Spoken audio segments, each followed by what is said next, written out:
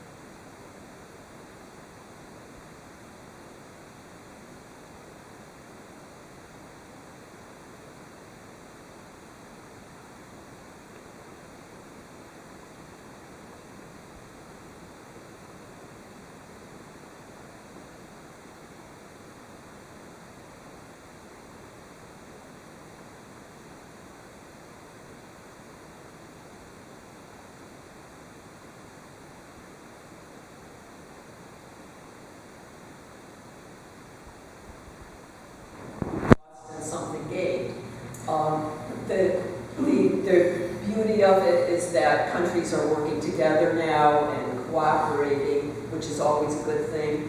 But is there an individuality, a history, a sense of self that is lost because it has to merge into the euro, which is, in my opinion, not nearly as beautiful as some of the other currency was, and still is in many countries.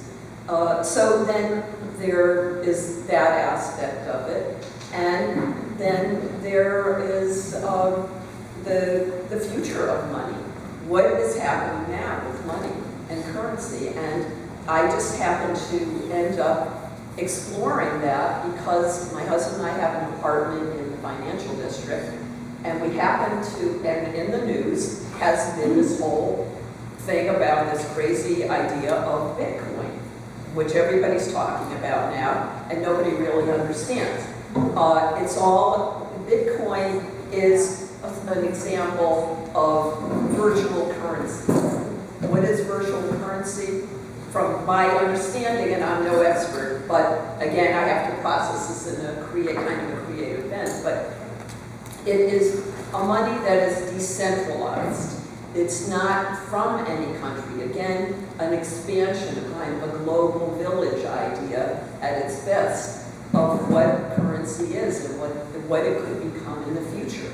Unfortunately, like all new things, kind of revolutionary type things, it's had growing pains. There's been bad things that have happened because there's a lot of freedom associated with it.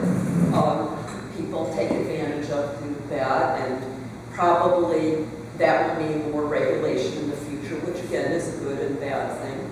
But it's a really novel idea, and the real idealists who I've spoken to are talking about how that can bring more freedom to countries who have dictatorships, and they can work around that by having an opportunity to go through a kind of virtual money system that doesn't have any solid connection to gold or a country, and that it's kind of a universal statement about currency.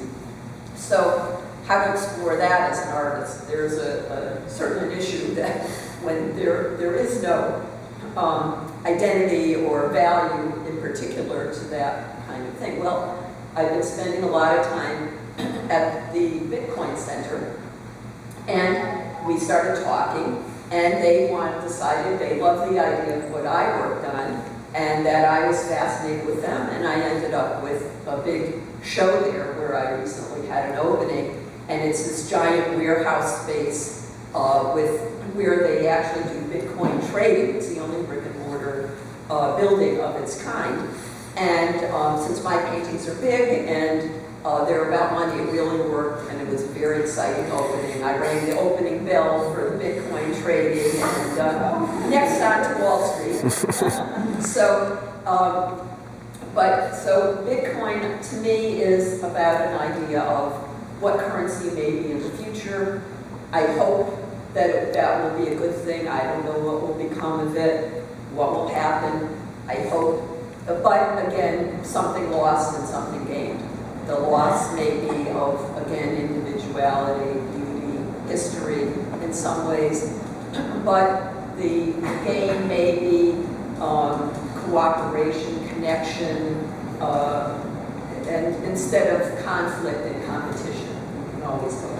So it's a fascinating thing, and it's all related to what I'm doing. So I am exploring that, I'm doing my own versions of virtual currency. I've created round canvases and am doing sort of bouncing off their ideas of the symbols that they're using for Bitcoin and other types of virtual currencies. I'm sort of in the beginning stages of that. But like all my art and all art in general, I think, which is why I love art, it's an exploration for me. It's exciting. I never know where it will lead me. I start out with ideas in my work and think I'm going to be in control and that I will decide where it's going to take me, but the work usually tells me where it wants to go, and I've learned to trust that over the years, and it's a very special process, and I feel very lucky to have that kind of, continue to have that kind of passion in my life. And I'm lucky that there are people who appreciate that and who I can share that with. So thank you, and I'd love to take you around, show you some of my paintings, talk about them, if you'd like to do a little museum walk. And if you have, certainly if you have any questions, I'm happy to. Thank you. Yeah. Could you talk to us about a little bit about if there are any Jewish themes in your work at all? If you've done anything, related to religion or Judaism, and also what your experience has been as a woman artist, as a female artist.